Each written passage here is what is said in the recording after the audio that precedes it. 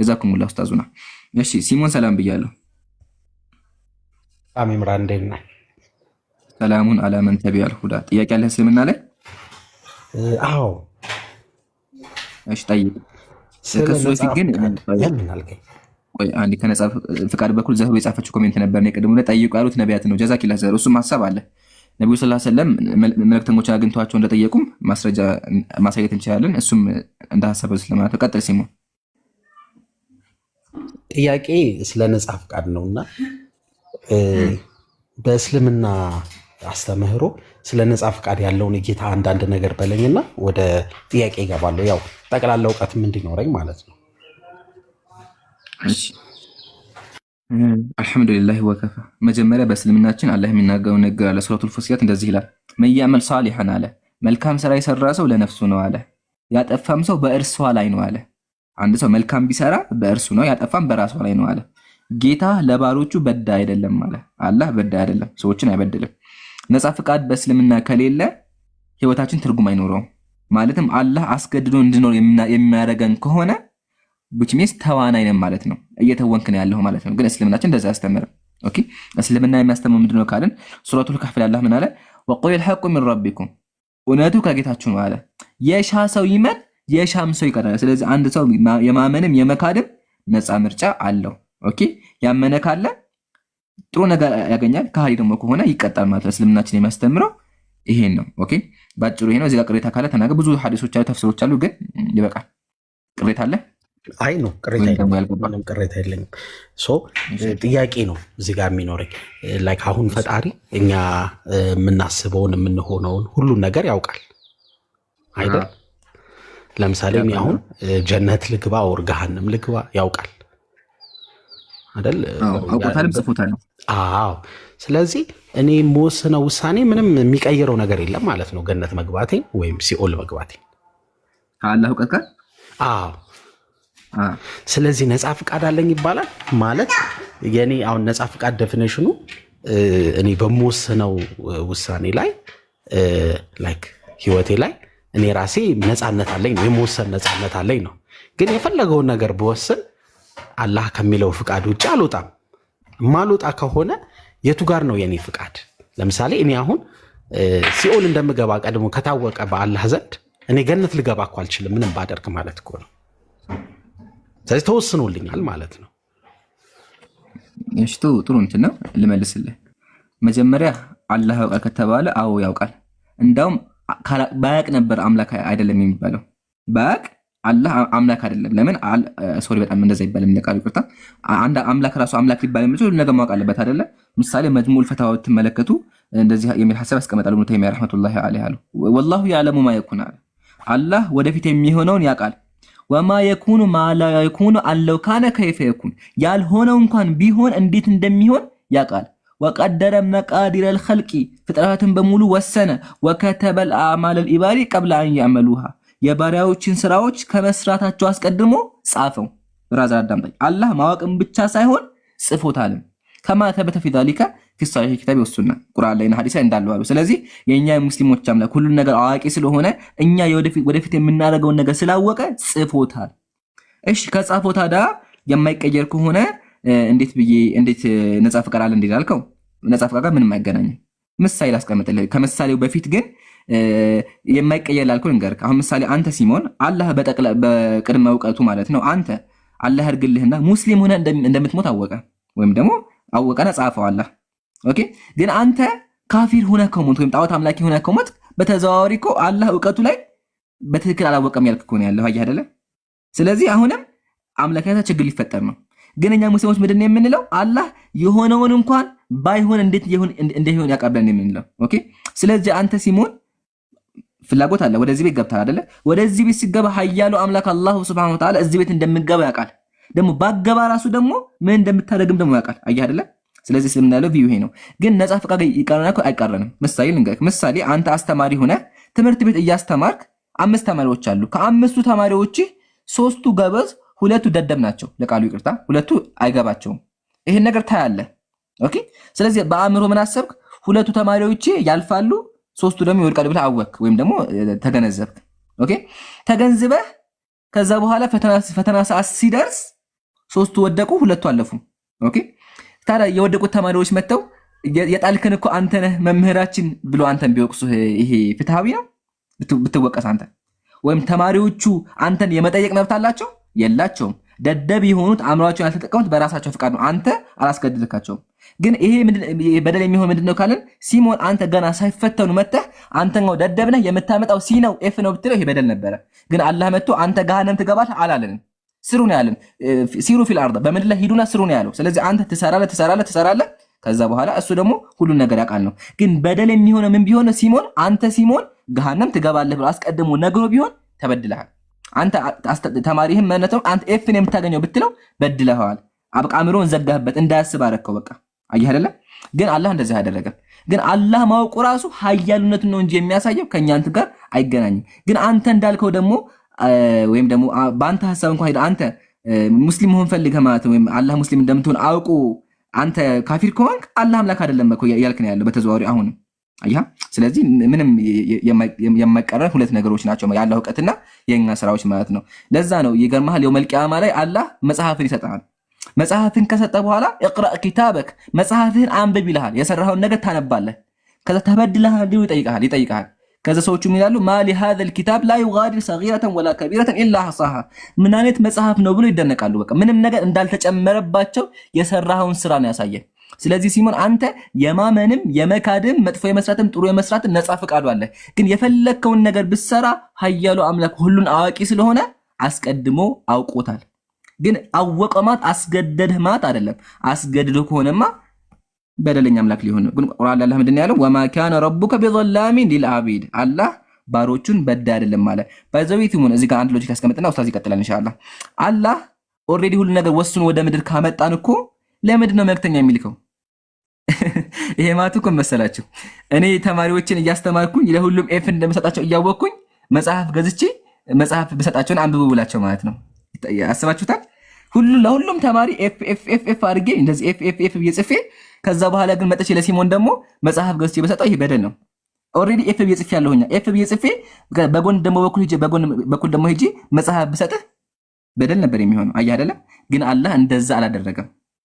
ኦኬ አላህ እንደዛ ቢያደርግ በደለኛ ነበር። ግን ኃያሉ አምላክ እንደዚህ አድርጎ ማያውቅም። ይሄ ደግሞ የጭራሹ ነው የማይገናኝ ነገር ነው። ኤኒዌይ ኡስታዝ አቡ ኢስላም ይጨመር ካለ በደንብ ይጨምሩበታል ኢንሻአላህ። ኡስታዙና ተፈضل። እሺ ኡስታዝ ከመጨመሩ በፊት እዚህ ጋር እንትን ልበልህ። አሁን በጣም አሪፍ አድርገህ ነው ያብራራው፣ ቆንጆ ማብራሪያ ቴንክ ዩ። ግን እዚህ ጋር አንድ መጠይቅ የመምህሩ ምሳሌ በጣም ቆንጆ ነው። ግን ያ መምህር ተማሪዎቹን ያስተምራቸዋል አይደል? ሰነፉን ያውቃል፣ ጎበዙን ያውቃል፣ አንተ እንዳልከው። ስለዚህ የሚያልፈውን ያውቃል፣ የሚወድቀውን ያውቃል። ፈተናውን ከተፈተኑ በኋላ አንዱ ልጅ ቢወድቅ መምህሩ አልጣለውም። ግን መምህሩ ቀድሞ እንደሚወድቅ ሊያውቅ ይችላል። ትክክል ነህ። ነገር ግን መምህሩ ለምሳሌ ከ10 ወር ከ100 ቢሆን የፈተናቸው 40 አምጥቶ እንደሚወድቅ ሊገምት አይችልም። መምህሩ የዛኔ ያህል ሻርፕ ግምት አይኖረውም። ምናልባት ደግሞ ያ ልጅ ያ ሰነፍ የተባለው ልጅ መምህሩ ይወድቃል ብሎ የጠበቀው ልጅ እና አጋጣሚ ማታ ላይ የሚያስጠናው ሰው አግኝቶ ማለፊያ ነጥብ አምጥቶ ሊያልፍ ይችላል። መምህሩንም ሊያስገርመው ይችላል ትልቅ ውጤት አምጥቶ።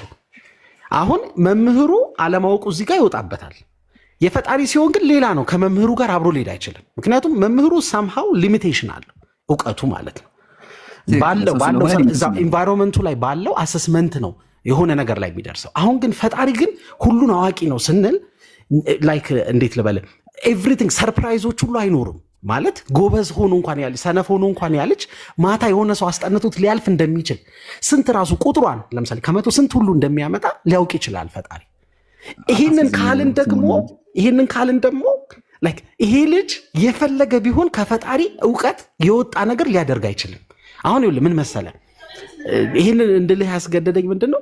ለምሳሌ እኔ የተወለድኩበትን ቤተሰብ መርጬ አይደለም። ማንም ሰው የተወለደበትን ቤተሰብ መርጦ አይደል? ፈጣሪ ነው ሊመርጥለት የሚችለው። እኔ ለምሳሌ አሁን እስልምናን የማያውቅ ቤተሰብ ብወለድና ነገ ገሃነም ብገባ ሊፈረድብኝ አይችልም። ምክንያቱም ያሳደገኝ ቤተሰብ ያስተማረኝን ሃይማኖት ይዤ አድጋለሁ። ከዛ እስልምና ኡስታዞች የሚያስተምሩትን ስሰማ በፍጹም ትርጉም አይሰጠኝም። ምክንያቱም እኔ ከልጅነቴ የተነገረኝ ነገር አለ። ስለዚህ አልቀበለውም። ልክ አይደለህም ብዬ ሞግተሃለሁ። የራሴን ይዤ ስላደግኩ ከልጅነቴም ያስኩትን ይዤ ስለማድግ ማለት ነው። እኔ ክርስቲያን ነኝ ያልኩህ አይደለም ባይተው፣ ግን ምሳሌ ነው እያልኩ እየሰጠው ያለሁት እና መርጬ ባልተወለድኩበት ሃይማኖት አድጌ እኔ ቤተሰቤን አልመረጥኩም፣ ብሔሬን አልመረጥኩም፣ ሃይማኖቴን አልመረጥኩም፣ የምወለድበትን ቤተሰብ አልመረጥኩም። ሳድግ ደግሞ በዛ ቤተሰብ ውስጥ ስላደግኩኝ የእነሱን እውቀት ይዤ አድጋለሁ። በዚህ ምክንያት ነገ ደረቅ ነው መሆኑ ሌላ ነገር አልሰማም ከተማርኩበት ቤተሰብ ከሰጠኝ ሃይማኖትና አስተሳሰብ ውጭ። ታዲያ እኔ አሁን ይፈረድብኛል? እና መጀመሪያ ያልኩ ይሄ ከመምህሩም ጋር እንደማይመሳሰል ይመሳሰላልም ካልክ እስኪ ንገረኝ። ሁለት ጥያቄ ነው የጠየቁ። መዝግቢያቸዋለሁ፣ ጽፌያቸዋለሁ እዚህ ጋር። እሺ አልሐምዱሊላህ ወከፋ። መጀመሪያ ከመምህሩ ልጀምርልህና ትክክል መምህሩ ሰው ስለሆነ ነው። አየህ አይደለ? አንተ ራስህ እኮ አልከው መምህሩ እንኳን በተገደበ ዕውቀቱ ተማሪዎቹን አይቶ መወሰን ችሏል። ስለ አምላክሳ መምህሩ አንዱ ደካማ ፍጡር ተማሪዎቹን አይቶ መወሰን የሚችል ከሆነ ኃያሉ አምላክሳ ሁሉን ነገር አያውቅም እንዴ? ያውቃል። አየህ በአንተ ሎጂክ ራሱ። ስለዚህ አላህ ሁሉን ነገር ስለሚያውቅ ሲሞን አንተ ነገ የምታደርገውን ነገር አስቀድሞ አውቆታል። ለዛ ነው ቅድም ኢብኑ ተይሚያ ረህመቱላሂ ዐለይሂ ያዕለሙ ማ የኩን ወለው ካነ ወማ ለም የኩን አለው ካነ ከይፈ ኩን። አላህ የሆነውን እንኳን ያውቃል፣ ወደፊት የሚሆነው የሚያውቀው ሁሉን ነገር ኢልሙሁ ሙሂጡን ቢኩሊ ሸይእ ሁሉን ነገር እንዳወቀው የተናገረው። ስለዚህ አላህ ሁሉን ነገር ስለሚያውቅ አንተ የምታደርገውን ነገር አስቀድሞ ጽፎታል ነው። ግን ሲሞን አሁን በደል የሚሆነው ምንድነው? ያንን ጽሁፍ እንድትኖር ቢያስገድድህ ነው። ጽፌልሃለሁ በዛ ኑር ቢልህ ግን አላህ የጻፈው አንተ ስለምትሰራው ነው እንጂ ስለተጻፈብህ አሰራው። በደም ልገምልህ አላህ የጻፈው ስለምትሰራው ነው እንጂ ስለተጻፈብህ አሰራው። አንተ የምትሰራው ስራ አለ፣ የምትሰራውን ስራ አላህ አውቆ ጻፈው እንጂ ተጽፎብህ ይሄን ብቻ እንድትሆን አላመጣህም ወደዚህ። ግን ደግሞ ከዛ ጽሁፍ አወጣም። ለምን? አላህ ሁሉን አዋቂ ስለሆነ ማለት ነው። ይሄን በዚህ ዘጋ ነው። በኋላ ቃል በቃል በደንብ አስረዳሃለሁ። እሺ የሰው ምሳሌ አንድ ነገር ልጨምርልህ። ምሳሌ ሞባይልን ሲከፍተው እዚህ ጋር ዛሬ ፀሐያማ ነው፣ ነገ ደመናማ ነው እያለ ይናገራል።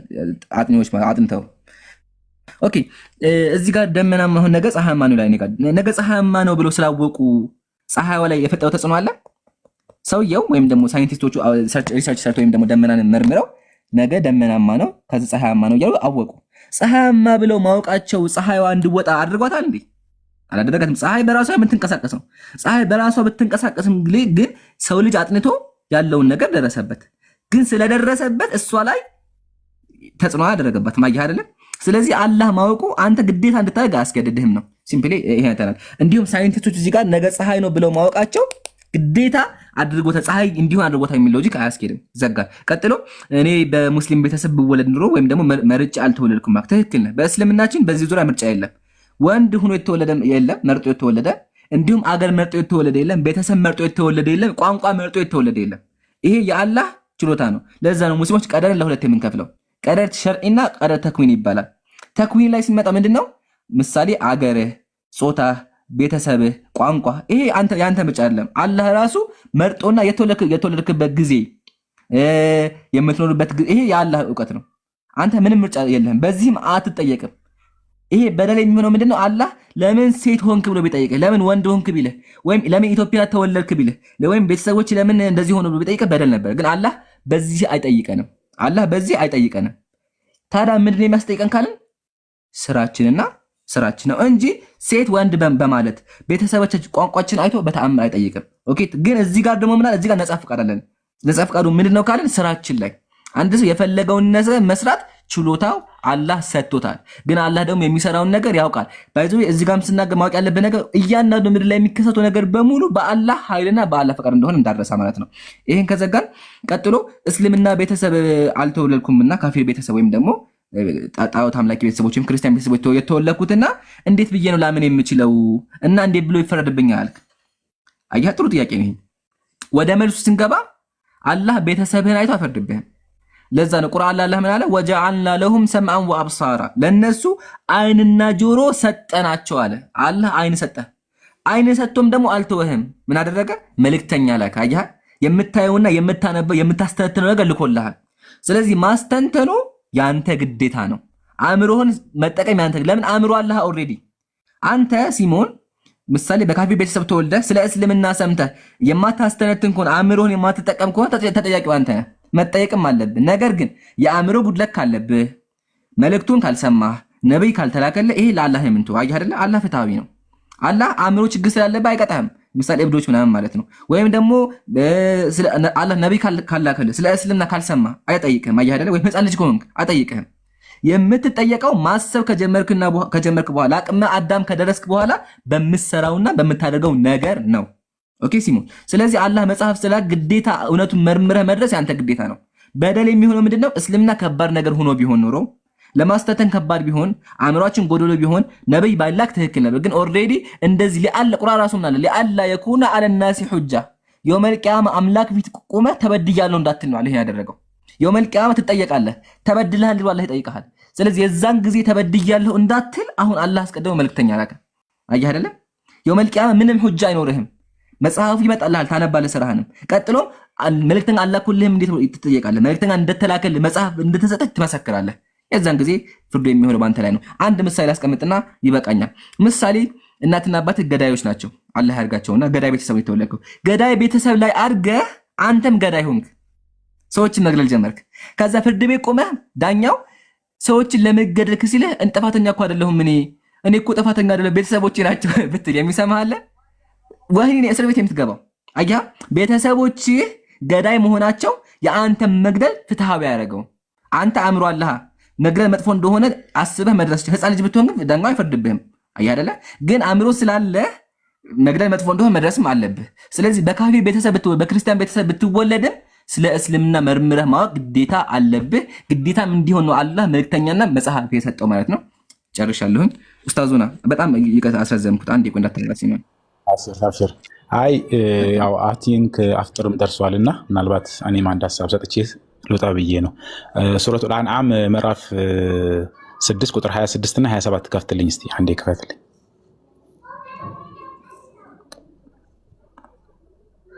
እኛ ጋር አዛና አላለም አዛና ላይ ያለ ነው ሰው።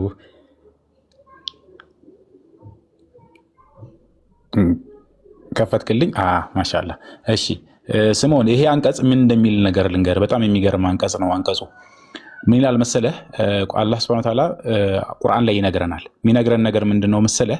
ልክ ሴናሪዮን የትንሣኤ ቀን የሰው ልጆች የሚሆንበትን ሁኔታ ፊውቸር ያለውን ነገር ወደዚህ አምጥቶ ነው የሚነግረን፣ ታሪኩን ማለት ነው። ልክ አሁን ቢሆን ኖሮ ብሎ ወደፊት ያለውን በታይም ትራቭል ሄዶ ወደፊት የሚከሰተውን ነገር እኛ አዚፍ እንደተከሰተ አድርጎ ነው እዚህ ጋር አንቀጹ እየነገረን ያለው። አንቀጹ ምን ይላል? እነርሱም ይላል ሰዎች ከእርሱ ይከልካሉ ይላል፣ ከእርሱም ይርቃሉ፣ ነፍሶቻቸውን እንጂ ሌላን አያጠፉም ግን አያውቁም ይላል። ከዛ 27 ላይ ምን ይላል? 27 ላይ ሄድ በእሳትም ላይ በተቆሙ ጊዜ ይላሉ። እነዚህ በአላህ የካዱ ሰዎች አላህን አናምንም ያሉ ሰዎች ጀሃነም ውስጥ ሲገቡ ይላል ምን ይላሉ? ጌታችን ሆይ ወደ ምድር በተመለስን ኖሮ ይላሉ። ወደ ምድር መልሰን ልክ አሁን ያለንበት ማለት ነው። ወደ ምድር በተመለስንና በጌታችንም አንቀጾች ባላስተባበልን ከምእመናኖችም በሆንን ምኞታችን ባሉ ጊዜ የሚሆነውን ነገር ብታይ ይገርምሃል፣ በጣም የሚያስደነግጥ ነገር ነበር የምታየው ያ ሙሐመድ ብሎ የነብዩ ሙሐመድ ይነግራቸዋል። ከዛ 8 ላይ ደግሞ 8 ላይ ሄድልኝ ኢብራሂም። በጣም የሚገርመው ይሄ አንቀጽ ነው። ምንድነው ይሄን አንቀጽ ያመጣሁበት? ምን ይላል? ይልቁንም ይላል ከዚህ በፊት ይደብቁት የነበሩን ሁሉ ለእነርሱ ተገለጸ፣ ወደ ምድር ዓለም ወደ ምድር በመልሳቸው ኖሮ ይላል አላህ ሱብሓነሁ ወተዓላ። በተመለሱም ኖሮ ከእርሱ ጋር ወደ ተከለከሉት ነገር በተመለሱ ነበር ይላል። ቅድም ኢምራን ሲነግር የነበረው ሐሳብ ማለት ነው። ምን ማለት ነው? የሰው ልጆች አላህ ሱብሓነሁ ወተዓላ ፈጥሮን እንኳን አይደለም ምድር ላይ እድል ሰጥቶን አይደለም ዝም ብሎ ፈጥሮን ራሱ ጀነት አንተ ጀነት ነህ፣ አንተ ስምዖን የጀነት ነህ፣ እንትና የጀሃነም ነህ ብሎ ቢያስገባን ራሱ ፍትሃዊ አምላክ ነው። ለምን ካልከኝ እንኳን አይደለም ስራ ሰርተን ብቻ አይደለም ሳንሰራ ራሱ ዛሬ ፈጥሮን ዛሬ ሆኖ አንተ የጀነት ነህ፣ አንተ የጀሃነም ነህ ብሎ ራሱ ቢያስገባን ፍትሃዊ አምላክ ነው። ለምን ካልከኝ እንኳን አይደለም ፈጥሮን ጀነትና ጀሃነም ሰዎች ነገ የትንሣኤ ቀን ጀነትና ጀሃነምን አይተው ራሱ በአይናቸው አይተው ጌታችን ሆይ እባክህ ወደ ምድር መልሰን፣ ብንመልስ ኖሮ እኮ እንደ ሙስሊሞቹ አማኝ እንሆን ነበር፣ እንደነሱ እንታዘዝ ነበር ይሉ ነበረ።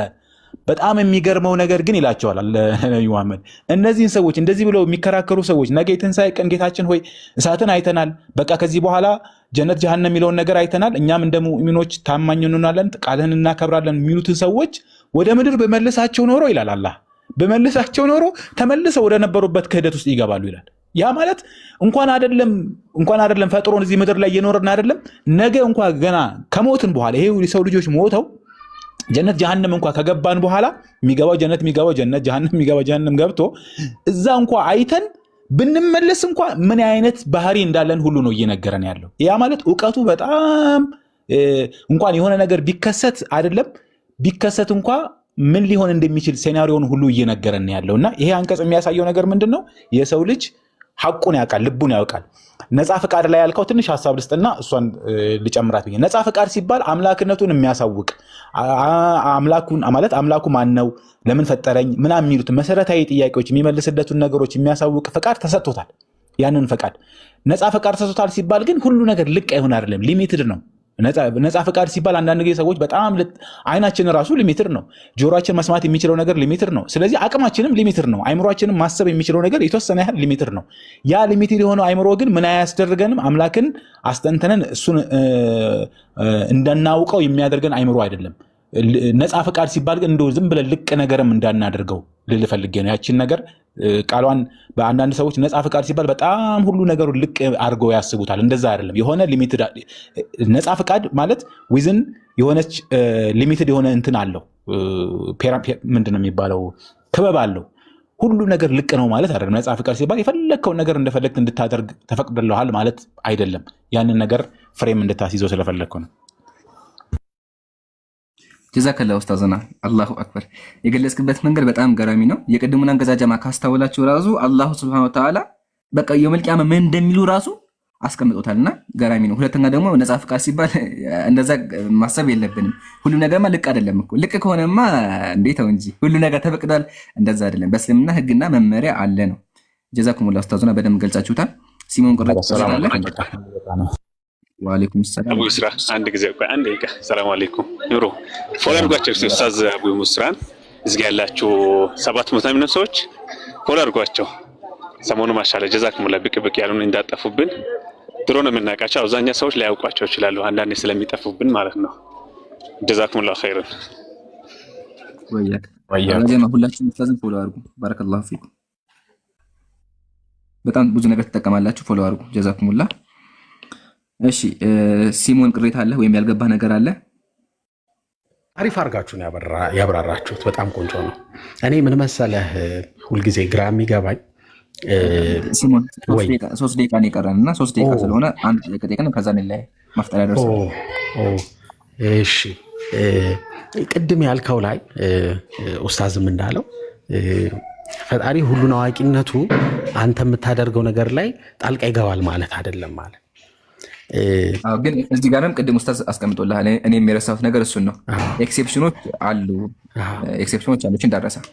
ኦኬ ኤክሴፕሽኖቹ ልንገርህ። እሺ ምሳሌ ምድር ላይ ዝናብ ይዘንባል፣ ችግሮች ይፈጠራሉ። ምሳሌ አንተ ወደ መጥፎ ነገር ልትሄድ ይሆናል አይደለ? ወይም እኔ ምሳሌ ነው ከቁርአን ልስጥክና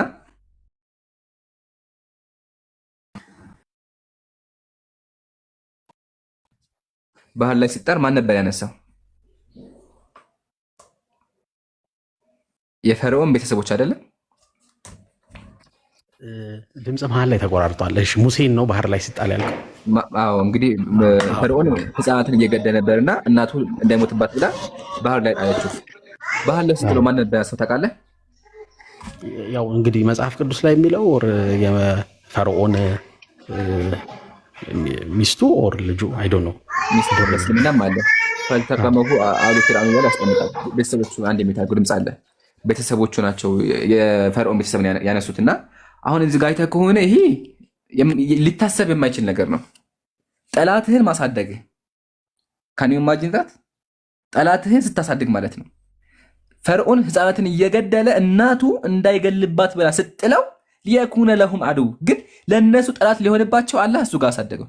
አያ ይሄ ጭራሹን ከኛ አእምሮ ውጭ ነው። ግን የማን ስራ ነው? የኃያሉ አምላክ ስራ ነው። ስለዚህ ኤክሴፕሽኑ እነዚህ ናቸው። ምሳሌ አላህ ለአንድ ሰው ወይም አንድ ነገር ሲያስነሳ ነብዩ ራሱ ቁርአን ሐዲስ ላይ ምን አሉ? አላህ ምሳሌ በየአሁን ዓመት ላይ ሊቃውንቶችን ያስነሳል ብለው ተናግረዋል። ይጀዲዱ ለሁም እስልምና የሚያስተምሩ ታላላቅ ሊቃውንቶች ይነሳሉ ብለዋል። አላህ ሊቃውንቶችን ሲያስነሳ እውቀት ይጨምርላቸዋል፣ ይሰጣቸዋል። አያ ይሄ የማን ስራ ነው? የአላህ ስራ ነው። ሲምፕሊ በዚህ መረዳት እንችላለን። ልቅ አይደለም የሚለው ነገርም በጣም እኔ ቅድም የረሳሁት ነገር እሱ ልቅ እንዳልሆነ መገንዘብ አለብህ። ኃያል አምላክ ጥበበኛ ስለሆነ የእሱም ስራዎች አሉ። ምሳሌ ሰማያት ሲያዘንቡ፣ ምድር ሲንቀጠቀጥ ይሄ እኛ ስራ አይደለም። አላህ ሁሉን ነገር የሚያደርገው በቃ አፍጥርም ሰዓት ስለደረሰብህ ያው የኔ ጥያቄም ደግሞ ሰፋ ያለም ሊሆን ስለሚችል በሌላ ጊዜ ወይ ይሻላል እንደዚህ በባዶ ሆድ ከማስለፈለፈ። ቴንኪው። ለማንኛውም ብራዘር ሙስሊም አይደለም እምነቱ ይጎላል። አንድ ሙስሊም እምነቱ እሺ፣ ጥያቄህን ጨርስና ላብራራ። እንደዛ ይሻላል። ጥያቄህን ጨርስ። እሺ፣ የኔ ጥያቄ አንድ ለምንድን ነው አሁን ያለውን ቶራ ማታሙት? ኮራፕትድ ነው ትላላችሁ፣ ግን ለኮራፕሽኑ ምን ፕሩፍ አላችሁ? ጥያቄ ይሄ ነው። እሺ አልሐምዱሊላህ ወከፋ። መጀመሪያ እኛ ሙስሊሞች በተውራትና በኢንጂል እናምናለን። ግን በተውራትና በኢንጂል ስናምን በማቴዎስ ወንጌል ወይም ደግሞ በአይሁዳውያን ኦሪት ሳይሆን የምናምነው አላሁ ስብሐነሁ ወተዓላ ለኢየሱስና ለሙሳ የሰጠውን ትክክለኛውን ኦሪት ነው፣ ትክክለኛውን ኢንጂል ነው የምናምነው እንጂ አሁን ባለው አይደለም። አሁን ያለው የሉቃስ የምናምን ስማቸው የማታወቁ ሰዎች የነሱ ወንጌል ነው ያለው፣ እሱን አናውቀውም። እኛ የምናውቀው የኢየሱስን ወንጌል ነው ማለት ነው።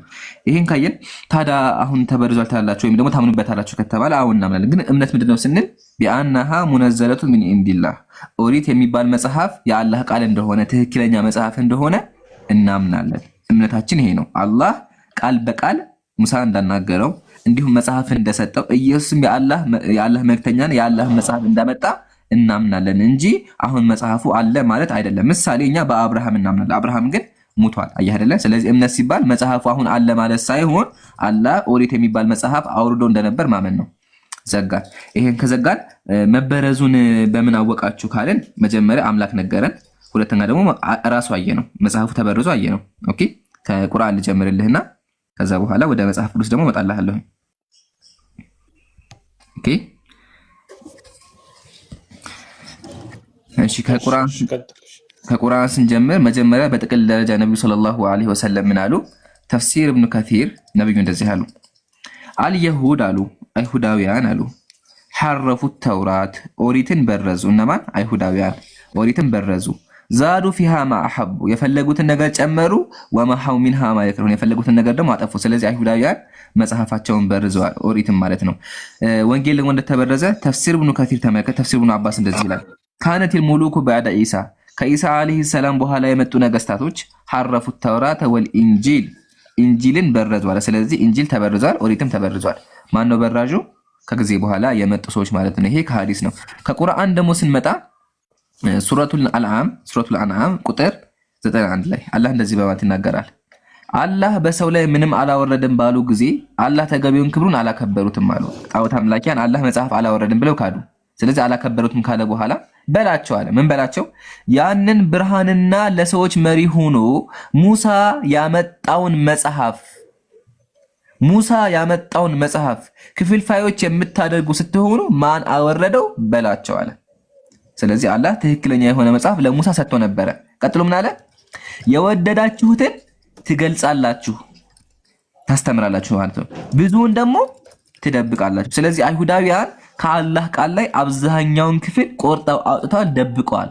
ከዛ እናንተ አባቶቻችሁም ያላወቃችሁትን ታስተማራላችሁ አለ። ስለዚህ የማያውቁትን ነገር የአላህን ቃል የሆነ ነገር ያስተምሩ ነበር፣ የአላህን ቃል ደግሞ ይደብቁ ነበረ። መጽሐፉን እየገነጠሉ እያወጡ ይሰሩት ነበር፣ እነሱ ጋር የማይስማማ ከሆነ ማለት ነው። ይሄ ከቁርአን በጣም ብዙ ማስረጃዎች አሉ፣ ግን ይበቃል ሰዓት ለመቆጠብ። አሁን ወደ ክርስትና እንምጣ። ጸጋ ቸርች ፋዘሮችን ትቀበላለህ? ጸጋ እያወራህ ከሆነ ሚውት ነው። ያጀማ ገስቱ እንደዚህ ይሁን ወይስ ልቀይረው? አይ ቲንክ ኮሜንት ለመጻፍ አልተመቻችሁም መሰለኝ። ስለዚህ እንደተመቸኝ ብሮ ራስን ተለቀው ሻው በሁለት ልቅ አድርገው እንደዚህ ጥሩ ነው። ኸይር አዎ፣ ኮሜንቱ ጥሩ ነው ብዬ አስባለሁ። እንደዛ እቀበላለሁ። መልሼ ለመጠየቅ እድል ይኖራል። አዎ። አሁን ግን መጀመሪያ ኦሪት እንደተበረዘ ከገዛ መጽሐፎችና ከገዛ ሊቃውንቶች ላሳይ። ቸርች ፋዘር ትቀበላለህ? አዎ እቀበላለሁ። እቺ ቸርች ፋዘር የምትቀበል ከሆነ ቸርች ፋዘሮች የሚናገሩት ንግግር አለ። እሱን ነገር ላውጣልህና እስኪ ትፈተልናለህ ማለት ነው። እሺ ከአንድ አባትን ጀምር። ምሳሌ ዮስጦስ ሰማዕቱ አለ። ታውቀዋለህ? ዮስጦስ ሰማዕቱን እቺ ቸርች ፋዘር በጥንት ጊዜ የነበረ አባት ነውና እንደዚህ በማለት ይናገራል። ፓሴጅ ሃቭ ቢን ሪሙቭድ ባይ ዘ ጂዊሽ ፍሮም ኤስድሬስ ኤንድ ጀርማያ አለ። ከመጽሐፈ ዕዝራ እንዲህ የሚል ቃል ቆርጣችኋል እያለ ይናገራል። ምን አለ? ፓሴጅ ሃቭ ቢን ሪሙቭድ አለ። ጥቅሶች ተቆርጠው ወጥተዋል አለ።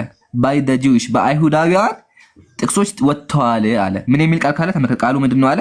ያው ከመጽሐፈ ዕዝራ እንዲህ የሚል ቃል ቆርጣችኋል።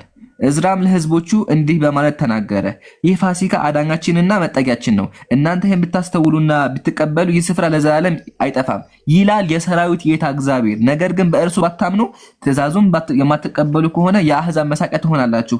ከዚህ ውጭም አለ ይህን ቃል ቆርጣችኋል። ከዚህ ውጭም ከትንቢተ ኤርምያስ ይህን ቃል አጥፍታችኋል በማለት የኦርቶዶክስ ሰማዕቱ አይሁዳውያን የእግዚአብሔር ቃል እንደበረዙ ይናገራል። ትቀበለዋለህ? አንደኛ። እሺ ከመጽሐፍ ቅዱስ ደግሞ ላሳይህ። ከመጽሐፍ ቅዱስ ክፈት። ትንቢተ ኤርምያስ እንሂድ። ትንቢተ ኤርምያስ እንክፈት። ትንቢተ ኤርምያስ ምዕራፍ 8 ቁጥር 8 ክፈት። ኤርምያስ ይሄ ከመጽሐፍ ቅዱስ ነው። የቅድሙ ከቸርች ፋዘር ነው ያሳየው። አሁን ደግሞ ከመጽሐፍ ቅዱስ ነው የማሳየው። ያ ቸርች ፋዘሮች ራሱ አይሁዳውያን የእግዚአብሔር ቃል እንደበረዙ ይናገራሉ። ከመጽሐፍ ቅዱስ ደግሞ ትንቢተ ኤርምያስ ምዕራፍ 8 ቁጥር 8 እንደዚህ ይላል። ተናጋሪው ነብዩ ኤርምያስ ነውና አይሁዳውያን ምን አላቸው? እናንተ ጥበበኞች ነን፣ የእግዚአብሔርስ ሕግ አለ። ሕግ የሚለው ቃል በሂብሩ ኦሪት ነው። እሺ የእግዚአብሔር ኦሪት ከኛ ጋር አለ እንዴት ትላላችሁ አለ። እንዴት ትላላችሁ? የእግዚአብሔር ኦሪት እናንተ ጋር የለም አለ። አያ ስለዚህ የእግዚአብሔር ኦሪት እነሱ ጋር የለም። እነሆ የጸሐፊ ብዕር ሐሰተኛ ነው አለ። ጸሐፊዎች ገልባጮች አሉና የነሱ ብዕር የውሸት ብዕር ነው አለ። በሐሰትም አድርጓል አለ። አድርጓል መጽሐፍ ማለት። ስለዚህ አይሁዳውያን ጸሐፊዎቻቸው የእግዚአብሔርን ቃል ለውጧል። ያው የተናገረው ማን ነው? ራሱ ኤርምያስ ነው የተናገረው። ምን ትላለህ?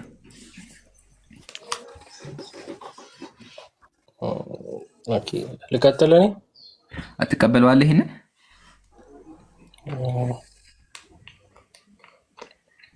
ያ እንትኑ ላይ ግን አፈታቱ ላይ ምናልባት ላልስማማ እችላለሁ። ትንሽ እስኪ ፍታ። እሺ አንተ ፍታ። ብዙ ነገር ሊል ይችላል። ኦኬ ፍታልኝ። ቃሉ ተጽፏል። እስኪ እንደዛ ከሆነ አንተ ፍታልኝ። አሁን ልፈታለህ ግን ይሁን ተቀንቀ። እሺ ከፈለግን ኦሪት እንደሚል ከፈለግ ላሳይህ። ሕግ የሚለው በሂብሩ ኦሪት እንደሆነ ላሳይክ።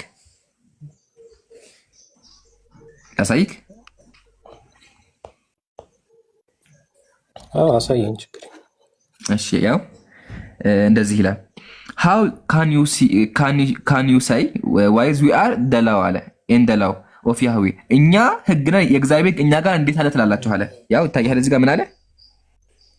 ያው ቶራ አየዋ ቶራ ይላል። ስለዚህ እኛ ጋር እንዴት ብላችሁ ኦሪት አለ ትላላችሁ? የለም ነው። ድፍረታችሁ ራሱ እንዴት ነው እያለ ይናገራል። ይሄን ተናገረው የገዛ የመጽሐፍ ቅዱስ ነብይ ነውና ያው ኦሪት እንደተበረዘ ማንም አይክድም፣ ሁሉም ያምናሉ። አንተ ኦርቶዶክስ ነህ ጴንጤ ነህ? እሺ እኔ ክርስቲያን ነኝ። እሺ የኦርቶዶክስ መጽሐፍ ትቀበላለህ?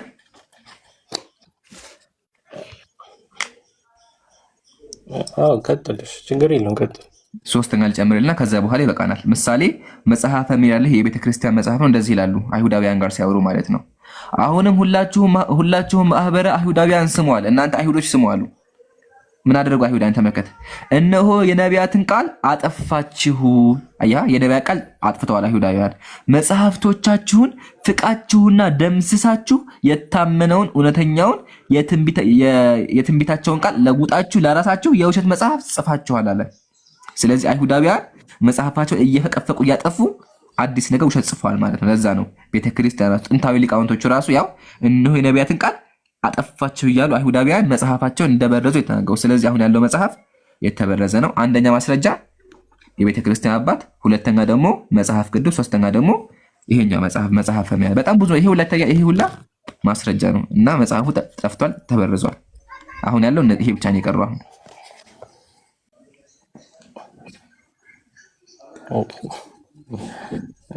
እሺ ልቀጥል እኔ። እሺ እዚህ ጋር ቅሬታ አለ መጀመሪያ ያው ጀስቲን ነው ያሳየኝ። ሴንት ጀስቲን መጀመሪያ መጽሐፍ ቅዱስ አሳየው፣ ኤርሚያስን አሳየው። እሱ ራሱ አይ ዶንት ኖ ኤርሚያስን ከዛ ቸርች ፋዘር 2 ቸርች ፋዘር ነው አዎ መሰለኝ ያ ካልተሳሳትኩ። ቸርች ፋዘሮቹ አትቀበላቸው፣ ግን መጽሐፍ ቅዱስ በቂ ነው ለአንተ። አንድ ነገር ልጨምርልህ ፈቃደኛ ከሆንክ እሺ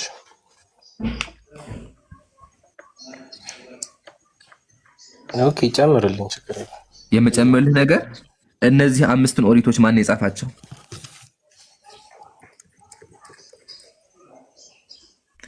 ሙሴ። እሺ ሙሴ ለመጻፉ ማስረጃ አለ? የለኝም። የለህም ማስረጃ። እኔ ግን ሙሴ እንዳልጻፈው ልስጥህ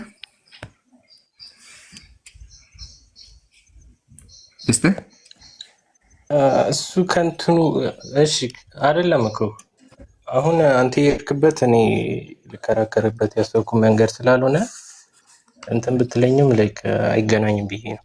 ለዛ ነው እሺ እያልኩ መቀበል። አላወቅከውም። ስለዚህ ወስደህ አንብበህ ለምን በለኝና ልቀጥል፣ እንዳላቋርጥ ፈልጌ። ችግር የለውም ትቀጥላለህ። ያው መጀመሪያ ግን እዚህ ጋር መልስ ካለ መልስልኝ ወይ ጠቁመኝና አነባዋለሁ። ችግር የለም። እሺ ካልሆነ በቃ ሌላ ጊዜ እመጣለሁ በል። ጥቅሶቹን አላወቅካቸውም። ስለዚህ የቤት ስራ ወሰዳቸውና አሁን እነዚህ ለምን አልጨረስኩም እኮ ነው ትቀጥል። ሱማ ተቀጥል። ካውንተር ላደርግ እኮ ነው አሁን እያስኳቸው ነው ጥያቄዎችን። ለዛ እሺ አርግ፣ ደስ ይበል አርግ። እሺ መልስልኝ።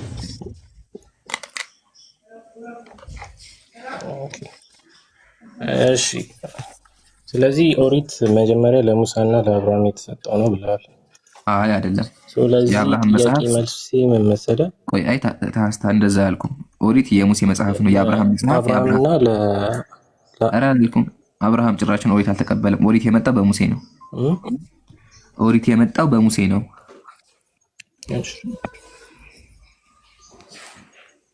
ቀጥል። ይሁን እሺ። ስለዚህ ቁርአን 10:9 ላይ ምን ይላል? ኦ ሙሐመድ so if you are in doubt ኦ ሙሐመድ ይላል about which we have been revealed to you then ask who have been reading the scripture before you ይላል። ስለዚህ ጥርጣሬ ካለ ካንተ በፊት ስክሪፕቸሩን የሚያነቡ ሰዎችን ጠይቅ። ይሄ ማለት በ7ኛው ዓመተ ዓለም ነው አይደል? ማለትም በዛ ጊዜ ቶራው ነበረ ማለት ነው። አይ እንደዛ ማለት አይደለም። ስለዚህ አሁን አንተ እያልከኝ ያለው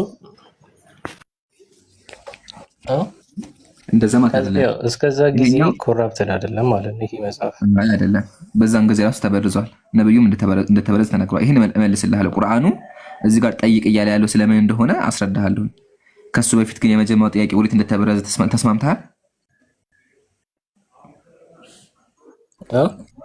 ኦሪት እንደተበረዘ ተስማምተሃል አልተስማማህም? ምን አልከኝ? እሺ ለሱ ደግሞ መልስ ልስጥህ። መልስልኝ። እሺ ቁርአን አልተበረዘም የሚባልበት አንዱ ምክንያት በተለያዩ ዓለማት ብንሄድ አንድ ቨርዥን አለ ብላችሁ የምታምኑት አይደለም? ምንም አይነት ግን የሌለበት ተመሳሳይ ቁርአን አቶ ቶፒክ እየሆንክ ነው ያለው። ሆነ ጥያቄ ምንድን ነው? ትንቢተ ኤርሚያስ ምዕራፍ 8 ቁጥር 8 ላይ ነብዩ ኤርሚያስ አይሁዳውያን የእግዚአብሔርን ሕግ እንደበረዙ ይናገራል። እዛ ላይ ምን ትላለህ? እሱ ቶራው ላይ እኮ ነው የጻፈው እኮ። እኛ ቶራ ብለን የምንቀበለው ላይ አይደል የተጻፈው? አይደለም። እንዴት እሱ እንደ ኤቪደንስ ልታቀርብ? ትንቢተ ኤርሚያስ ላይ የተጻፈው ኦሪት 5 ኦሪት ነው ያለው። ይሄ ትንቢተ ኤርሚያስ ነው። ኮራፕት መጽሐፍ ቅዱስ የመጽሐፎች ስብስብ ነው። ኮራፕትድ ነው ብለህ የምታስበው አልገባህማ። መጽሐፍ ቅዱስ የመጽሐፎች ስብስብ ነው እንጂ አንድ መጽሐፍ አይደለም። ነብዩ ኤርሚያስ ከሙሴ በኋላ ከብዙ ዓመት በኋላ የመጣ ነብይ ነው እና አይሁዳውያን እየወቀሳቸው እናንተ ኦሪትን በረዛችኋል ብሎ እየወቀሳቸው ነው ያለው ከገዛ መጽሐፍ። ያው ምን ይላል ወይ መጽሐፍ ቅዱስ ከነብዩ መሐመድ ከመምጣቱ በፊት ነው ኮምፓይል የተደረገው። ቆይ እሱን እንመጣለን፣ ችግር የለውም። የሰበሰቡ ሰዎች ራሱ አልተስማሙበትም፣ ስምምነት የለበትም። አሁን ጥያቄ እሱ አይደለም። እዚህ ጋር የእግዚአብሔር ሕግ የለም እያለ ነው። ትቀበለዋለህ? እኔ ምልህ ማለት ነው ኮራፕትድ ነው ብለህ የምነግረኝ መጽሐፍ ከሆነ ለምን ከሱ ምሳሌ ትጠቅስልኛለህ? አንድ እሱን እኮ የነገርኩህ ነው። መጽሐፉን እኔማ መጀመሪያ ከቁርአን አቀረብኩልህ። ከቁርአን ካቀረብኩልህ በኋላ የገዛ መጽሐፍህ ራሱ ነብዩ ኤርሚያስ ከጊዜ በኋላ መጥቶ አይሁዳውያን መጽሐፋቸውን እንደበረዙ እየመሰከረ ነው ያለው። እኔማ ይህ መጽሐፍ አላምንበትም፣ ግን አንተ ስለምታምንበት እንደ ማስረጃ እጠቀመዋለሁ። ለምን ቃል በቃል የእግዚአብሔር ከእናንተ ጋር የለም እያለ ኦሪት የለችም ብሎ እየወቀሳቸው ነው ያለው። ስለዚህ መጽሐፉን መልስልን አንተ መጽሐፍ ላይ ራሱ ኦሪት ተበርዟል። ሙግት ይሄ ነው። ገባ? አዎ ገብቶኛል እኮ። ስለዚህ መልስልን። እንዴት አትቀበለውም ነው የምትለኝ አንተ? አትቀበለውም ሳይሆን እዚህ ጋር ነብዩ ኤርሚያስ የምትቀበለው በገዛ መጽሐፍ ራሱ ነብዩ ኤርሚያስ ተበረዘ እያለ ነው። ትቀበለዋለህ? አለ ማለት እኮ ያሰበው ኢንቴንሽኑ እሱ ነው ማለት አይደለም። ቃል ስለተጻፈ ኢንቴንሽኑ እሱ ነው ማለት አይደለም። ታዲያ ኢንቴንሽኑ ምንድን ነው? አስረዳ። ኢንቴንሽኑ ምንድን ነው?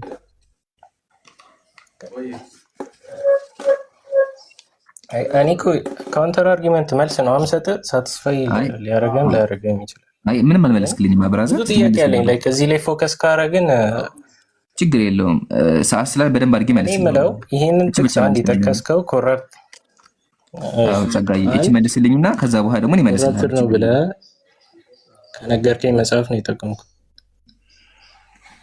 እሱን እኮ መለስኩልህ። እየሰማኸኝ አይደለም ጸጋ? አይ አይደለም፣ እየሰማኸኝ አይደለም ጸጋዬ። አንዴ ፕሊስ አዳምጥና ጥያቄዎቻችንን መልስ። አይ አልሰማኸኝ። እየሰማኸኝ ከሆነ ኦሪት እንደተበረዘ ከኔ መጽሐፍ ከቁርአን ካሳየሁ በኋላ መጽሐፍህም ላይ አንተ የምታምንበት መጽሐፍ ላይ ራሱ ተበረዘ ይላል ያልኩ ነው። ስለዚህ ይሄ መልስልኝ። ምን ማለት ፈልገው ነብዩ ኤርሚያስ? ምን ማለት ፈልገው ነው?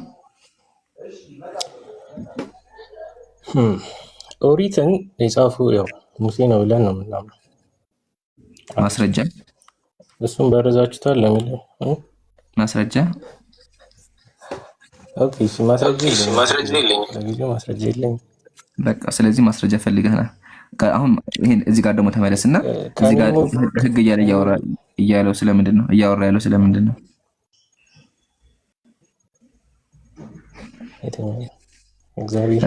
ማስረጃ የለኝም ብለሃል። በቃ ፈልገህና ዘጋል። አሁን ደግሞ እዚህ ጋር የእግዚአብሔር ኦሪት ከእኛ ጋር እንዴት ነው ትላላችሁ እያለ ይወቅሳቸዋልና የእግዚአብሔር ኦሪት እነሱ ጋር አለ ወይስ የለም? አለ። ማስረጃ ለምን መሰለ እንደዚህ ምን ማስረጃ ታቀርባለህ። ግን ከማስረጃው በፊት ላይ ፎከስ እያደረግህ የኔን ከማስረጃው በፊት እዚህ ጋር እንዴት ትላላችሁ እያለ ያለው ስለምን እያወራቸው ነው ያለው? ገብቶሃል? ስለምን እያወራቸው ነው ያለው? ከማስረጃው በፊት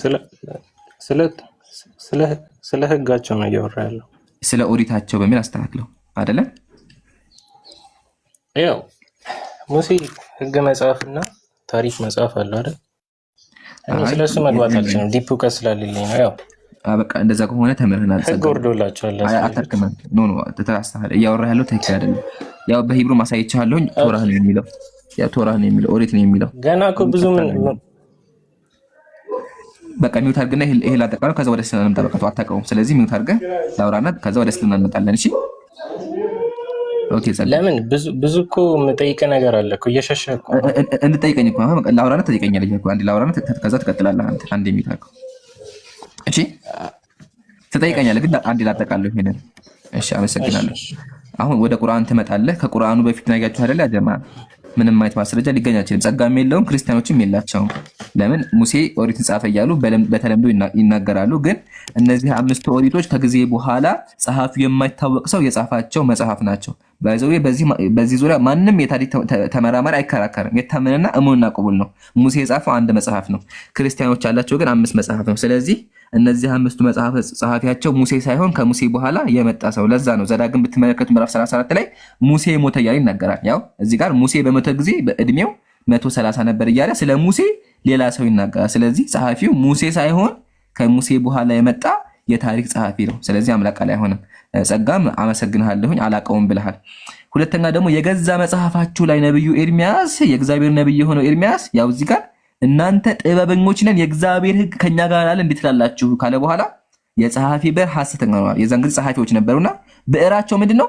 ሐሰተኛ ነው፣ በሐሰትም ጽፏል አለ።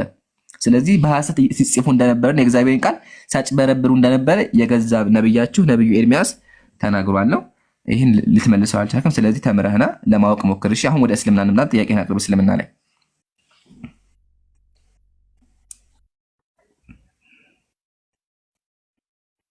ግን ከዚህ ጋር አልጨረስኩም። እሺ የቅድሙን ልቀጥል። ስለዚህ አሁን ቁርአን አልተበረዘም የሚባልበት አንዱ ምክንያት በተለያዩ ሀገራት ይሰማል ምብል ይሰማል። ጥያቄ ጠይቅና ከዛ የሚባል በህዳን ቀጥል። በተለያዩ ሀገራት ያለው የቁርአን ቨርዥን ተመሳሳይ ይባላል። አንድ ቃልም አልተለወጠም። የኔ ይሄ ባይብል ኮራፕትድ አልሆነም የምልበት ምክንያት እስከዛሬ ሜቢ ቴክስቹዋል ዲፍረንስ ሊኖር ይችላል። ምክንያቱም በሰው ነው የተጻፈው ባይብል እና ጎስፔል ማለት ነው። ትራንስክራይብ ሲተረጉም ምናምን ለውጥ ሊኖረው ይችላል፣ ግን ኮንሲስተንት ነው ስቲል። እና ይሄ ነገር ኮራፕትድ ነው ሲባል ማለት ነው አለ ተብሎ ሲወራ ላይክ ኦሪጂናል ቨርዥኑ መገኘት አለበት። የተለያዩ ቨርዥኖች ማለትም ሜሴጃቸው በጣም የተለያየ የሆነ መጽሐፎች ሊገኙ ይገባል ማለት ነው። ግን እንደዘነ መጽሐፎች ይሉ እስከዛሬ ያሉ ባይብሎች ሞሮርልች ጀነራላይዝ ሳናደርግ ሜሴጃቸው ተመሳሳይ ነው። ስለዚህ የኔ ጥያቄ ይሄ ኤቪደንስ እያለ እንዴት ነው ኮራፕትድ ነው የምትሉት? አዎ ከባይብል አምጥተልኛል፣ እሱን ላይክ መልሽ ይላሉ መሰለኝ፣ ግን አልተቀበልከኝም። ይሁን ግን ፊዚካል ኤቪደንስ አለ ወይ? የተለያየ መጽሐፍ ፊዚካል የሆነ ይሄ የተለያየ ሜሴጅ ከዚህ ጋር ይለያል። አሁን ማቴዎስ ከሆነ ወይ ኦሪት ከሆነ ኦሪት ላይ ነው አይተከራከርከኝ። ኦሪጂናል ኦሪቱ አለ ወይ ብሎ ነው የገባው። አሚር አንዴ እናስተናግደው ወይስ ሻሃዳ? ቆይ አሚር አይ የሙስሊም አካውንት ነው። አሚር ሻሃዳ ነው።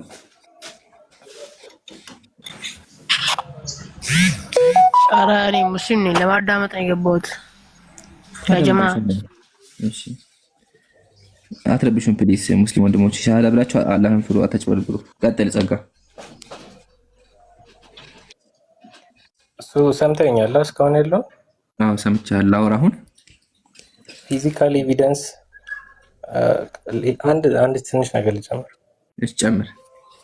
ሌላው አንድ ባይብል ኮራፕትድ ነው፣ ቶራ ኮራፕትድ ነው የሚለው ከቁርአን ነው። አንዳንድ ነገሮች የመጡት መሰለኝ። ይሄን አስተካክለኝ ልክ ካልኩ። ባይብል ኮራፕትድ ነው የሚል ባይብል ስለ ቶራና አሁን ያለው እኛ ጋር ያለው ኮራፕትድ ነው የሚለው ሀሳብ ቁርአን ውስጥ አለ። ልክ ነኝ ሀሳብ? መጽሐፍ ቅዱስ ሳይሆን ኦሪቶችና የአላህ ቃል እንደተበረዘ አለ። አይሁዳውያን መጽሐፋቸውን እንደቀየሩና እንዳጭበረበሩ አለ። እንደም አሳይቻለሁ። እሺ አሁን ላውራ። እዚህ አንዳንድ ቦታ ምን አይቻለሁ ላይክ ክሌሙን የሚያደርገው ቁርአን ነው። ከቁርአኑ በፊት እዚህ ጋር እንጨርሳለን። ከቁርአኑ በፊት እዚህ ጋር እንጨርስና ከዛ ወደ ቁርአን ትመጣለህ። እሺ ኦኬ። እሺ መጀመሪያ ካነሳቸው ሐሳብ ስጀምር ትንቢተ ኤርሚያስን መልሼልሃለሁ አልከኝ። ከይቅርታ ጋር ጸጋ ያልከውን ረስተኸው ከሆነ እንጂ አንብቤ እመጣለሁ መልሱን አላውቅም ነው ያልከው። ስለዚህ አልመለስክልኝም። አንደኛ። ሁለተኛ መጽሐፍ ቅዱስ እርስ በርሱ ይጋጫ ብለሃል። መጋጨት ብቻ ሳይሆን ከሚስማማው የሚጋጨው ይበዛል። እየሰማኸኝ ነው? መጽሐፍ ቅዱስ ከሚስማማው የሚጋጨው ይበዛል። ምሳሌ ላሳይክ። ያው አንድ ሰው ቢከፍትልኝ ጥሩ ነበር መጽሐፍ ቅዱስ፣ ግን ራሴ ለመክፈት እሞክራለሁ። እሺ ምሳሌ እዚህ ጋር ወይም አይ ቲንክ እችላለሁ መሰለኝ። እኔም እንደዚህ ላድርገውና አዎ እችላለሁ። እሺ አሁን እዚህ ጋር እያየሁ ከሆነ አንድ የምናገኘው ነገር አለ። ያው ምሳሌ እዚህ ጋር አንዴ ከዚህ ልጀምርልህና እዚህኛው መጽሐፍ ቅዱስ ላይ አዳም እድሜው 130 ዓመት በሆነ ጊዜ እርሱን የሚመስል ወንድ ልጅ ወለደ፣ ስሙንም ሴት ብሎ ጠራው ይላል። ስንት ዓመት ከኖረ በኋላ? 130 ዓመት ከኖረ በኋላ ይላል። አሁን ወደዚህ ሲመጣ ደግሞ አዳም 230 አየህ አይደለ? እዚህ ጋር 130 እዚህ ጋር 230 እያለን ብንወድ ሙሉ ነው የሚጋጨው። እስከ የት ድረስ ሙሉ ተጋጭቶ 27 ጊዜ ከዛ በላይ ከተጋጨ በኋላ ቀጣዩ ምዕራፍ ላይ እንደዛው የተጋጨ ይቀጥላል። ስለዚህ መጽሐፍ ቅዱስ መጋጨት ብቻ ሳይሆን እርስ በርሱ አይስማማም። ለዛ ነው ትክክለኛ መጽሐፍ አይደለም ያለው። አልፎ አልፎ ቢጋጭ ባላ ሸፈና ገና አልፋለን፣ ችግር የለውም። አልፎ አልፎ ቢሆን ግን የመጽሐፍ ቅዱስ ግጭት ከ50 ሺህ በላይ ግጭት ነው ያለበት። አይስማማም፣ ወላሂ አይስማማም። አዲስ ኪዳን ብሉይ ኪዳን ማለት ነው። አንደኛ። ሁለተኛ ደግሞ ተበረዘ የምንለው ጥንታዊ ማኑስክሪፕት የላችሁም። ሙሴ የኖረበት ዘመን መቼ ነው ስንል ሙሴ ያለው ቢፎን ካመን ኢራ ወይም ደግሞ ኢየሱስ ከመምጣቱ በፊት ከ1400 ዓመት በፊት ነበር በግምት ማለት ነው። ኦኬ ግን ጥንታዊ ቅጂ ያላችሁ መቼ ነው ካለ ከሙሴ ሞት በኋላ ያው ከ1100 ዓመት በኋላ ያለችው። ስለዚህ መጽሐፋችሁ የመጣው ሙሴ ጻፈት የምትሉት መጽሐፍ የመጣው ሙሴ ከሞተ ከ1100 ዓመት በኋላ ነው። ጥንታዊ ቅጂ ያለው እሱ ምንድነው? ግሪክ ሰብስቲዩሽንትና ዴድ ሲ ስክሮል ያላችሁ እነሱ ራሱ ደግሞ ጥንታዊ ቅጂዎች ራሱ እነዚህ ናቸው። ተበልተው የምስጥ መጫወቻ የሆኑ ናቸው። ስለዚህ ለዛ ነው መጽሐፉ ተበረዘ የምንለው። ሶስተኛ ደግሞ ምን አልከኝ? ቢጋጨም እኮ ሐሳቡ አንድ ነው፣ ኮንሲስተንት ነው አልከኝ። ብራዘር የሚያሳዝነው ነገር መሰለ ቄሶች ይጨምሩበታል አሁን ድረስ። ምሳሌ የዮሐንስ ወንጌል ምዕራፍ 8 አለ። የዮሐንስ ወንጌል ምዕራፍ 8 ይሄ በሙሉ የምታየው ጭማሪ ነው። ይሄ በሙሉ የምታየው ጭማሪ ነው። ማስረጃ ያው ኮዴክስ ሳይንቲፊከስ ላይ በመጣ ይሄው እዚህ ጋር ከሆነ የዮሐንስ ወንጌል ምዕራፍ 7 አለ ቁጥር 51 52 ካለ በኋላ ዘሎ ምዕራፍ 8 ቁጥር 12 የሚለው ከአንድ ጀምሮ እስከ 12 ያለው የለም። ይሄ በሙሉ ጭማሪ ነው። አያ ከአንድ ጀምሮ እስከ 12 ያለው ይሄ በሙሉ የቄስ ጭማሪ ነው። ስለዚህ መጽሐፍህ ሊቃውንቶች በየጊዜው እየመጡ ይጨምሩበት ነበረ። የሚገርመው ነገር ይሄን አምነዋል። ምሳሌ እዚህ ጋር የዮሐንስ ወንጌል ማብራሪያ ጽሑፍ አለ፣ የአማርኛ ማለት ነው። የቴምፍሉት ጸሐፊ የጻፈው ማለት ነው። እንደዚህ ይላል። ምንም እንኳን ይህ ታሪክ አለ በጣም አስፈላጊ ትምህርቶች ቢሰጠንም አለ ብዙ የመጽሐፍ ቅዱስ ሊቃውንቶች እንደሚስማሙበት ከሆነ ይህ ክፍል በመጀመሪያ የዮሐንስ ወንጌል ተጠቅሶ አይገኝም እያለ ይናገራል። ስለዚህ መጽሐፉ ጭማሪ እንደሆነ ይናገራል። ስለዚህ ስለተበረዘ እርስ በርሱ ስለሚጋጭ ብቻ ሳይሆን ከጊዜ በኋላ የመጡ ቄሶች ስለሚጨምሩበት ነው። ይሄን ይመስላል። እዚህ ጋር ሪፍሌክት አለ በማስረጃ እስካሁን ያወራሁት አንዱን መመለስ ትችላለህ? አንዱን ልመልስልህ። እሺ መልስ። ላይክ ራስን ስለምትቀረን ብዬ ነው። ለመሐመድ አስክ ፒፕል ኦፍ ዘ ቡክ ይላል አይደለ? አንተ ኦሪቱ ከ300 ዓመት ዓለም በፊት አንድ እየሸሸህ ነው ያለው። አንድ ጻካ ይሄ መሸሽ ይባላል። እሺ በእኛ ቋንቋ መሸሽ ይባላል። አንድ ያትሸሽ ቁርአኑን መልስልሃለሁ ብዬሃለሁ። ቁርአኑ ምንም አይገናኝም ከቁርአን ስለ መጽሐፍም አያወራም። አስረዳሃለሁ በኋላ። አሁን እዚህ ጋር ቁምና መጽሐፍ ላይ ቁምና መልሳለህ። እሺ እርስ በርስ መቃረኑን አይደለም እኔ ፖይንት ያደረኩት። አንተም እየሸሸህ እኮ ነው በዚህ አንፃር ከሆነ እኔ እኮ ተጋጨች እኮ አልኩኝ። እርስ በርሱ አዳምጠኛ እንዴ ፕሊዝ። እኔ እርስ በርሱ ተጋጭ አይደለም ያልኩህ። ከ50 ሺህ በላይ ይጋጫል። ግጭቱን እንኳን ብናልፈው ራሱ ቄሶች እየመጡ ይጨምሩበታል። ይሄን ሁላ ጭማሪ ነው። አሁን ይሄ በሙ ጨምረውበታል እያልኩህ ነው ያሉት። ለዚህ መልሳለህ። ያው አንደኛ ዮሐንስ ይሄ አብ ወልድ መንፈስ ቅዱስ የሚል የሆነ ጭማሪ አለ። እሱ አይደለም እሱ አይደለም እሱን አመጣሁም እኔ እሱን አላመጣሁም። ያመጣሁት የዮሐንስ ወንጌል ምዕራፍ 8 ነው። የዝሙተኛዋ ታሪክ ነው ያመጣሁልህ። እሱ ታሪክ ጭማሪ ነው። አንድ ላይክ እሺ ቃልን ወስጄ ለማነው ተጨምሯል ልበል። ይሄ ነገር ሰው ነው አክሮስ ትራንስሌሽን ያው ሰማኛ አልጨረስኩም። አይ በቃ ዋናው ተስማምተሃል። ትራንስሌት ሲደረግ ትርጉም አይደለም ግሪክ ሰው ነው የጻፈው እኮ አይደል? በቃ እኛም ካልነው እኮ ታዲያ ነው እኛም ማለት ይሄን ነው። ሰው እየመጣ እንደ አባቱ መጽሐፍ አዳዳምጠኝ እንደ አባቱ ቤት እየመጣ የሚጨምርበት ከሆነ በቃ እኛም ካለ እንደዚህ እንቀበለዋለን። አይደለም እንደሱ አይደለም። ሰማኛ ይሄንኑ መጽሐፍ ነው ተቀበሉ የተባላችሁት። ይሄንኑ መጽሐፍ ተቀበሉ ተብላችኋል። እኔም አዳምጠኝ ባለ ቁርአን ተቀበሉ መጽሐፍ አይልም። እሱ ልመልስልህ እኮ ነው ሀቢቢ። ለምን አደረጋትኝ? ቁርአን ላይ መልስልሃለሁ፣ ግን እዚህ መጽሐፍ ላይ ቄሶች እየጨመሩ ነው ያሉት። ማንን ሰው እየመጣ እንደ አባቱ ቤት የፈለገውን እየቸከቸከ ነው ያለው እና ሰው ዝም ብሎ እየመጣ እንደዚህ ክሌም ይሄ ፋላሲ ያው አስረጅ እኮ ማስረጃ የለም። ያው ላይክ አንድ ተጨመረ ማለት ሙሉ ጭማሪ ነው ማለት አይችልም። ይሄ ፋላሲ ነው። ብዙ ጭማሪዎች አሉ። እሺ ብዙ ተጨምሮበታል። ተስማማለህ? ያ ካስቲ ጀነራላይዜሽን ነው። ብዙ ጭማሪ ትለኛለህ፣ ግን ምን ብዙ ጭማሪ ተጨምሮበታል። ያስቆጠረ ጭማሪዎቹ ጭማሪ ላይ ስማማለሁ። አዎ አንዳንድ ነገሮች ተጨምሯል። ይኸው የሲና ነገር አላሁ አክበር። በቃ እናመሰግናለን፣ ተጨምሯል። ስለዚህ አሁን ያላችሁ መጽሐፍ ትክክለኛ መጽሐፍ ሳይሆን ሰዎች ጨምረውበታል። ኖ እሺ ቀጥል። በቁርአኑ አስረዳኝ። ጨምር በቁርአን ያለው ሰው ያገናዝበው በቃ ለዛ ይሄ መጽሐፍን ተመረህና ቁርአን ልምጣና ቁርአን ምንድን ነበር ጠይቅ ይላል ነው። if you have a doubt ask people of the book ጥያቄ ካለ ጥርጣሬ ካለ እንደዚህ ነው። ከአንተ በፊት እሺ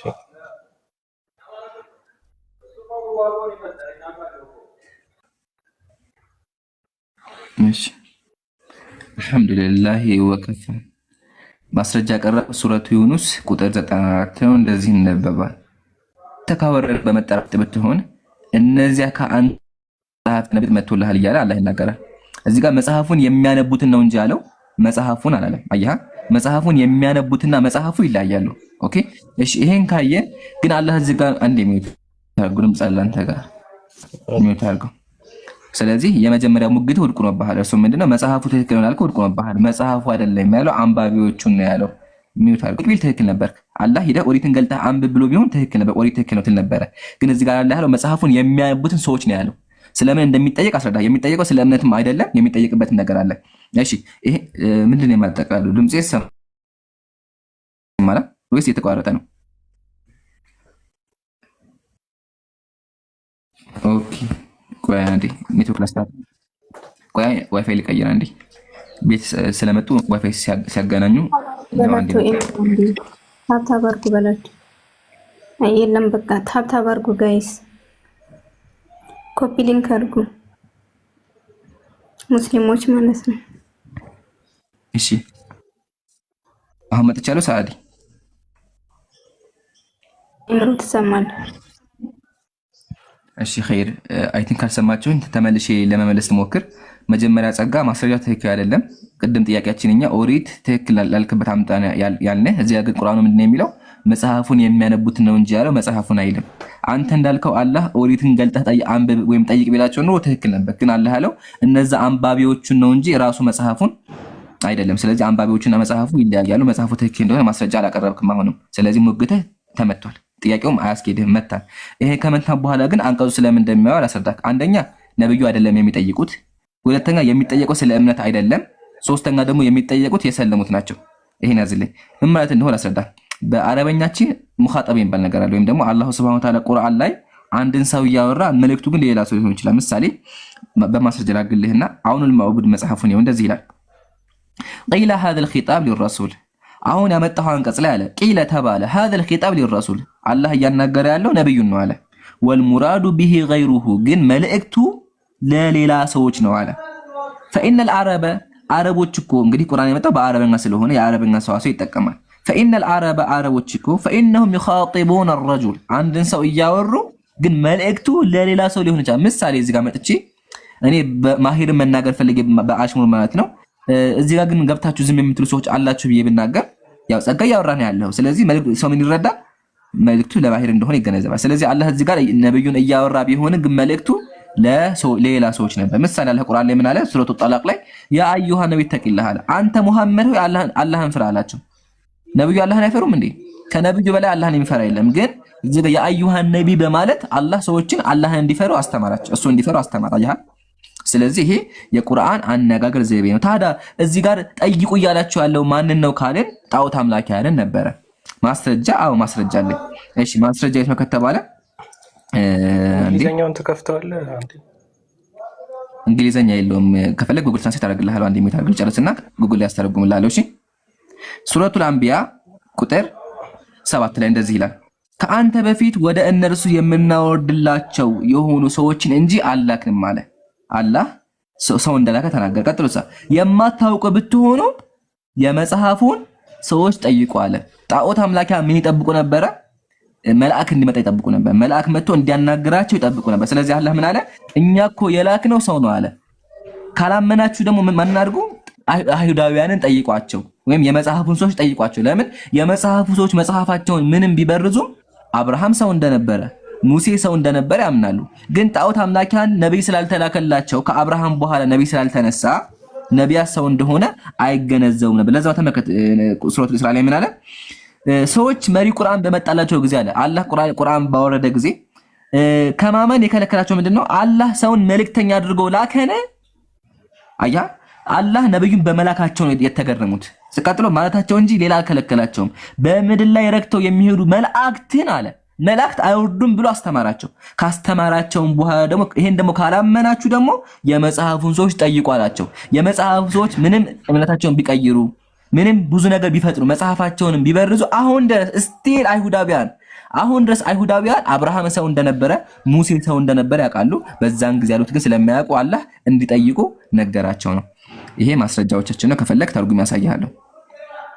ኢዛ ክሊር ልቀጥል? አዎ ያልገባሃል ወይ? ኦኬ ትርጉሙን አሳየኝ። እሺ ችግር የለውም። እኔ ስለዚህ መጽሐፉን ሳይሆን መጽሐፍ አንባቢዎቹን ያው እኔ ጥሩ ሰው ስለሆንክ አንተ ምስኪን ስለሆንክ አንባቢዎቹ እውቀቱን ከየት ነው የሚያመጡት? በጥቅል ደረጃ እውቀት ነበራቸው። እሱን አስረዳካለሁ። እሺ በቀኝ ታርገ ደግሞ ስለላ ከመጽሐፋቸው ካልሆነ እንዴት ነው እውቀቱን የሚያገኙት? መጽሐፋቸው ምንም ቢበርዙ አብርሃም ሰው እንደነበር አታምንም አንተ? ምሳሌ ታምናለህ አታምንም?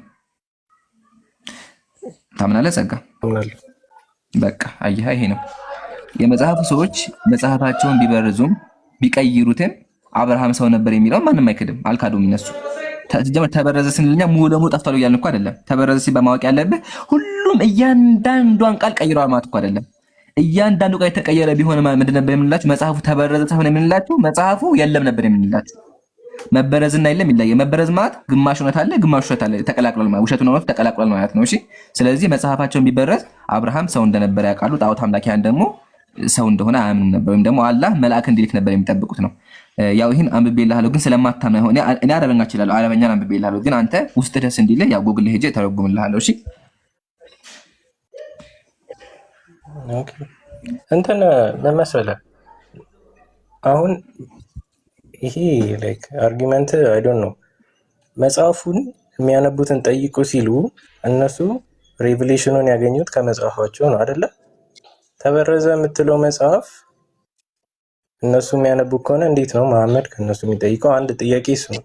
ፕላስ አብርሃም ሰው ነው ስትለኝ አልገባኝም። ላይክ ምን ለማለት እንደፈለግ እሱን አስረዳኝ። ታጥቦ ጭቃ ይሁን ግብና ያለውና ጸጋዬ ፕሊስ በደንብ ለማዳወጥ ሞክር። እሺ መልሼ ድጋሚ ወደ ኋላ እየተመለስክ ነው ያለው።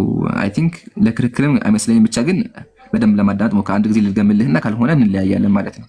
ጸጋ እየሰማኸኝ ከሆነ እያልኩ ያለሁት ምንድነው፣ አይሁዳውያን መጽሐፋቸውን ቢበርዙ መጽሐፉ ሙሉ ለሙሉ ተቀይሯል ማለት አይደለም። አሁን ድረስ ስቲል በአማርኛው እንኳን ብትሄድ ሙሴ ሰው እንደነበረ አለ። አሁን ድረስ እስቲ መጽሐፍ ብከፍት ኢየሱስ ሰው እንደነበረ ተናግሯል። ምንም ቢበረዝም ኢየሱስ ሰው እንደነበረ ተጽፏል። አያ ስለዚህ ተበረዘ ስንል እኛ እያልን ያለነው ሙሉ ጠፍቷል ሳይሆን ውሸቱ ከእውነቱ ተቀላቅሏል እያልን ነው ያለነው።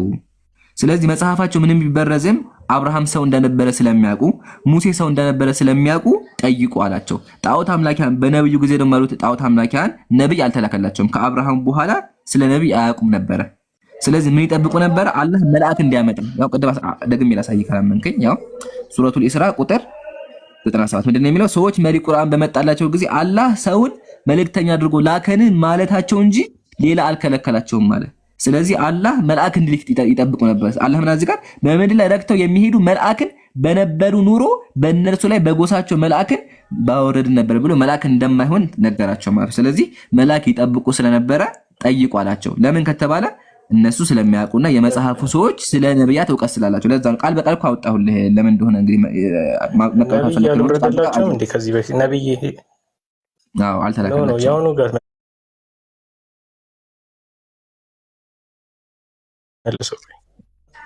እሺ ያው አልተላከላቸውም ነበር። አልተላከላቸውም ግን እስራኤል አይሁዶች አለ እነሱ ቤት አይላክልን ጣዖት አምላኪያን ያልኩ ሀቢቢ ጣዖት አምላኪያን አረቦች አሁን እኮ ምን ነው ከአይሁዶች ጋር ምን ያገናኛል? አይሁዶች ያውቃሉ አይደለም። አንተ እኮ ነው ሌላ ቦታ ሄድክ እኮ። እሺ ልመለስ ወደ ኋላ። አሁንም ጸጋ ያዳምጠኝ። አረቦች ነብይ አልተላከላቸውም ማለትም እሺ አንዴ ላውራ። ጣዖት አምላኪያን ከነብዩ ኢስማኤልና ከነብዩ ኢብራሂም በኋላ ነብይ አልተላከላቸውም። ግን እስራኤላውያን አላህ በጣም ብዙ ነቢያትን ልኮላቸዋል። ምሳሌ ሙሳ መጥቷል፣ ሃሩን አለ፣ እነ ዩሱፍ አሉ፣ የተለያዩ ሰዎች ነበሩ። ከዛም በኋላ ደግሞ ማን ተልኮ ነበረ? ኢየሱስ ተልኮ ነበረ በእስራኤል ወገን። በአረቦች በኩል ደግሞ አልተላከም። ከኢስማኤል በኋላ አልተላከም። መጨረሻ የተላከው ማን ነበር? ነብዩ መሐመድ ነበር። አያ በነብዩና በኢብራሂም መካከል በጣም ብዙ ሺህ ዓመታት ዲፈረንስ ነበረ።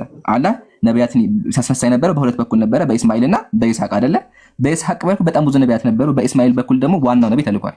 ስለዚህ ጣዖት አምላኪያን ስለ ነብይ አልነበራቸውም፣ እስራኤላውያን ነበረ አላህ በደም ነቢያትን ይላከላቸው። ኢዛ ክሊር ተረዳኸኛውን? እሺ ቅሬታ አለ እዚህ ጋር?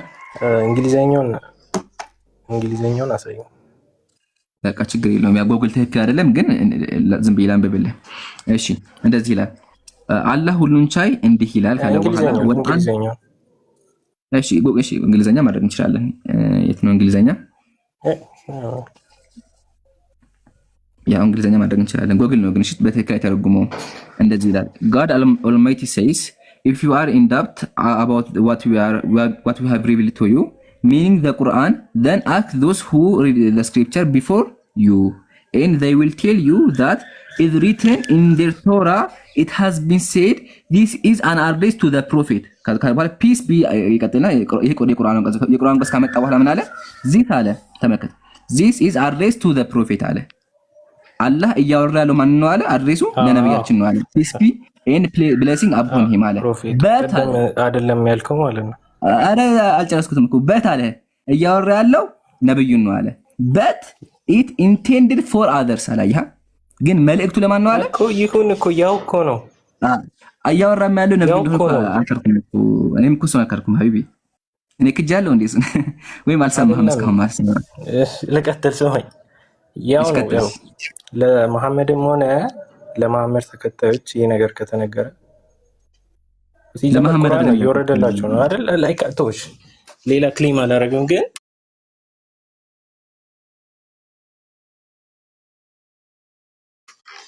ለሌሎችም ቢሆን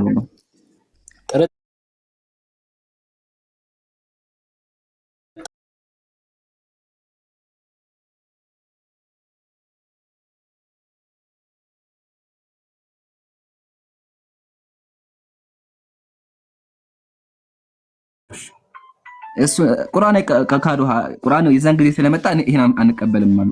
አሳይቻለሁ ድጋሜ ላሳይ በቃችና ለአራተኛ ጊዜ ማታ አያችሁ አይደል? እንታገሳለን ለአራተኛ ጊዜ ኦኬ መጣል አይ አደ ችግር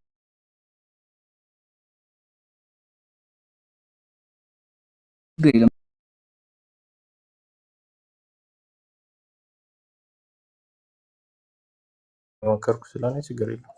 በቃ ችግር የለውም። እሺ እንደዛ እየዘጋን እንምጥና ጣዖት አምላኪያን ሙስሊም ለመሆን የከለከላቸው ምንድን ነበር? ሰው እንዴት ይልክልናል ብሎ ማሰባቸው። ማሻአላህ በቃ ዘጋን። ከዚህ በኋላ ወደዚህ እንዳትመለስ። ጣዖት አምላኪያን ለማመን የከበዳቸው አላህ እንደ ብሎ ሰው ላከ የሚለው ዘጋ። እንዳትመለስ ወደዚህ። እሺ ጨረስን። አሁን ይሄን ከጨረስን ቁርአን አለ በስንት መንገድ ይናገራል አልኩ?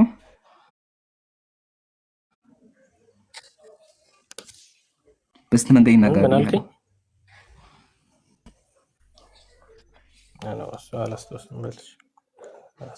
አላህ ቁርአን ላይ በስንት መንገድ በቃ ልመለስልህና ድጋሚ ላንብብልህ። አረበኛ ወይስ እንግሊዘኛ? እንግሊዘኛው ላግልህ ችግር የለውም። እንግሊዘኛው ላግልህ የጉግል ማለት ነው። አይ ቲንክ በትክክል ይተረጉማል ብዬ አስባለሁ። እሺ በትክክል ከተረጎመ ጋር እንቼክ ላድርገው። ኤንፒ እሺ በትክክል አድሬስ በቃ ላንብበው ችግር የለውም። ያው በቃ እንደዚህ ይላል this address አለ to the prophet አለ መልእክቱ ወይም ደግሞ እየተወራ ያለው ለነብዩ ነው አለ። እየተወራ ያለው ለነብዩ ነው and but አለ is intended for others አለ። አያ መልእክቱ ለማን ነው አለ? ለማን ነው? ለሌሎች ማሻአላህ። እንቀጥል as is the custom of the Arab አለ። ይሄ ደግሞ የአረቦች የአነጋገር መንገድ ነው አለ። ቁርአን ደግሞ የመጣው ምንድነው? ጸጋ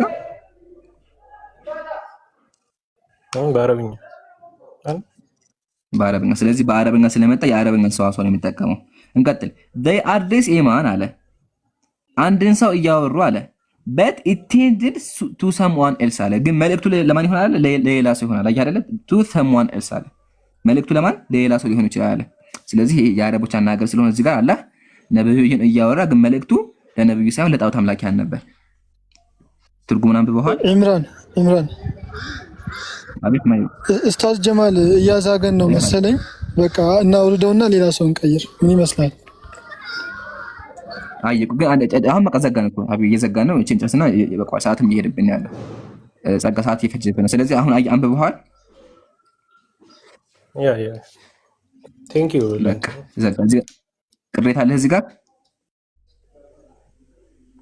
አይ ያው ስለ ቃልን ወስጄ ነው ዝም እያመንኩ ችግር የለውም። እሱ ነው በኋላ ማየው ነገር ስለሆነ ተርጉም ያሳየው ተው እንጂ አንተ ታማኝ ሆነ ያ ተርጉም እያሳየው የኔን ቃል ተውና አሳየው እኮ እዚህ ጋር አንተ ትርጉሙንም አይቼዋለሁ እኮ ሶርሱን እስቲ በደንብ አጣርቼ ነው ሌላ እንደዛ ያዋጣል። እንደዛ አይችልም። ጥሩ ነው። በቃ አይተናል። ኢንሻአላህ እናመሰግናለን ለነበረን ቆይታ እና ጸጋ አደራ የሚል ነገር ምንድነው? መጽሐፍ ቅዱስ ላይ ያነሳኋቸው ምግቦች እባክህን መልስልን። እሺ መልስ ፈልገናል። እሺ እናመሰግናለን። ታዲያ እስካሁን ግን የነገረ ገብቷል አይደል? አልገባውም መሰለኝ። ምኑን ያልገባው ወይስ ኡስታዝ ጀማል አዝጎናልና ይውረድ በቃ ሌላ ሰው ይግባ ስል ለሱ መሆኑ አልገባውም። በምን ከገባው እኮ ነው። ኦኬ አይ በቃ አሁንማ ዘጋኩ። በቃ ይበቃዋል እንዴ ከዚህ በኋላማ አይሆንም። ሀቢቢ ዘጋይ ይበቃል። በቃ ሌላ ጊዜ ደግሞ ናሽ ወገን ሌላ ጊዜ አንዱ ስለሆነና በቃ ማለት ለረመዳን የሚሆን አስተሳሰብ አሁን ሌሎች ድርቅ ይሉ ነበር ሲጠይቅም በስነ ስርዓት ስለጠየቀ ነው ኢምራን የሚታገሰው ብዬ አስባለሁ እንጂ አይ መማመር ስለሆነ ችግር አንዳንዴ ሰው የሚረዳበት መንገድ ይለያያል። ቶሎ የሚረዳለ ቶሎ የማይረዳለና ያው ትምህርት ስለሆነ ኢንሻአላህ አሁን ተመልሶልኛል ስላለ ቅሬታ ደግሞ ካለው አንብቦ ይመጣለው ስላለ ኢንሻአላህ አንብበህና ግን ጸጋ እባክህን አደራ የሚልህ ቁርአንም በደንብ አንብብ። ቁርአን አንብብ። አላህ ሂዳያ ይስጥህ። ከቁርአኑ ግን በፊት መጽሐፍህን ወቅ ጸጋሺ። ለምን ከ50 ሺህ በላይ ግጭት ካለበት ቄስ እየመጣ እንደፈለገ እንደ አባቱ የእድር መጽሐፍ እየመጣ ዝም ብሎ የሚጽፍበት ከሆነ መጽሐፉ የተቃጠለና የጠፋ ከሆነ እንዴት ብሎ ያምላቃል ይባላል የሚለው ነገር በደንብ ቼክ አድርገህና እናመሰግናለን። ማንኛውም እሺ ወገናችን መልካም ቀን ይሁንልህ።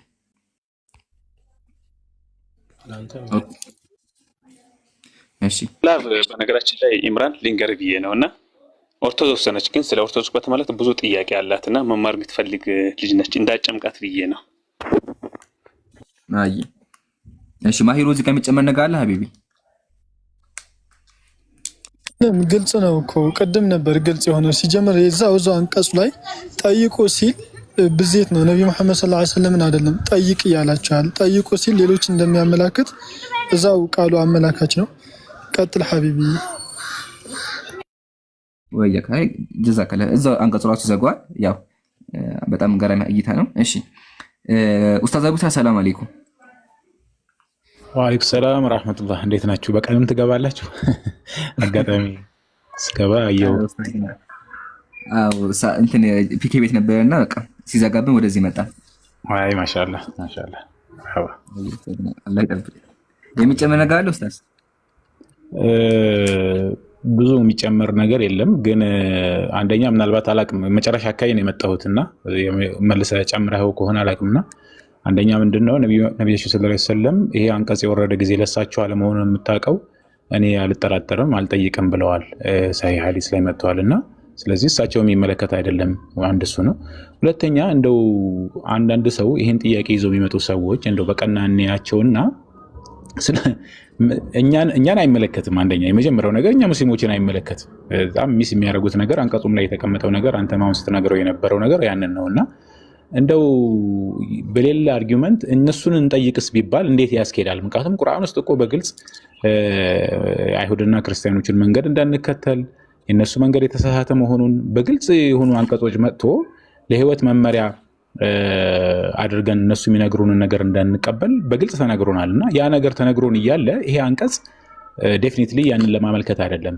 እንደገና ምናልባት ሰበብ ኑዙሉን ነግረውም ከሆነ የነ አይሁዶቹ እነዛ ሰለምቴዎቹ ኢንፎርሜሽኑ ስላላቸው ስለ ነብዩ መሐመድ ሰለላሁ ዐለይሂ ወሰለም የመካ ቁረይሾች እሳቸውን ሲጠራጠሩ ነብይነታቸውን ሲጠራጠሩ እናንተ የመካ ቁረይሾች እኮ ነብዩ መሐመድ ሰለላሁ ዐለይሂ ወሰለም ነብይ አይደለም ብላችሁ የምትጠራጠሩ ከሆነ እናንተ የምታነቡ የምትጽፉም ሰዎች ስላልሆናችሁ ኡሙይ ስለሆናችሁ ከናንተ በፊት መጽሐፍ የተሰጣቸው ሰዎች እነሱን ጠይቁ ነው። ጀስት ፎር ዘ ሴክ ኦፍ አርጊውመንት ያንን ነገር ሄዳችሁ አረጋግጡ ነው እንጂ ግን እውነትነቱን እናንተ ደስ ካላችሁ የሆነ አንዳንድ ጊዜ ለምሳሌ አንድ ሰው ተነግረዋል የሆነ መረጃ ተነግረውና ካላመንከኝ እንትናን ጠይቅ ትላለህ። ካላመንከኝ እንትናን ጠይቅ ስላልከው ያለህበትን ነገር ተጠራጥረሃል ማለት አይደለም። ኦልሬዲ እኮ የምታውቀውን ነገር እኮ አንተ እርግጠኛ ነህ። ነገር ግን ያ ሰውዬ ደስ እንዲለው ነው አንተ የምታወራው ነገር የምትነግረው ነገር ትክክል መሆኑን ለማረጋገጥ ማድረግ ያለበት ቀደምት የነበሩ ሰዎች ሁሉንም ሰዎች ደግሞ አይደለም መጽሐፍ የሚያነቡትን ነው የምትጠይቀው። መጽሐፍ የሚያነቡትም ማለት ደግሞ ዕውቀቱ ያላቸው ሐቅን የማይደብቁትን ሰዎች እንጂ እያገኘኸውን ክርስቲያን ሁሉ አይደለም የምትጠይቀው። ማጆሪቲው ሐቅን ደባቂ ስለሆነ ማለት ነው። ይሄን ነገር ለመጨመር ነው። ጀዛኩም ወያ ኡስታዙና በደም ገራሚ ሐሳብ ነው እንደሚተረሳ ሐሳብ ነበረ። ተፍሲር አጣበሪ ቅድም ኡስታዝ ገልጾላችኋል። ነብዩ ለም የሽክ ረሱላህ ሰለላሁ ዐለይሂ ወሰለም ወለም የሰአል ነብዩ አልተጠራጠሩም አልጠየቁምና ስለዚህ እሳቸው እንደመመለከቱ በዚህ እንመተዋለን። ሲቀጥል ደግሞ የሚጠየቁት ራሱ ቅድም ገልጬው ነበረ ያኒ አብዱላህ ኢብኑ ሰላም ወአምሳሊ ምን አስለሙ ሙስሊሞች የሆኑትን አይሁዳውያን እንደሚመለከትም መገንዘብ እንችላለን ነው።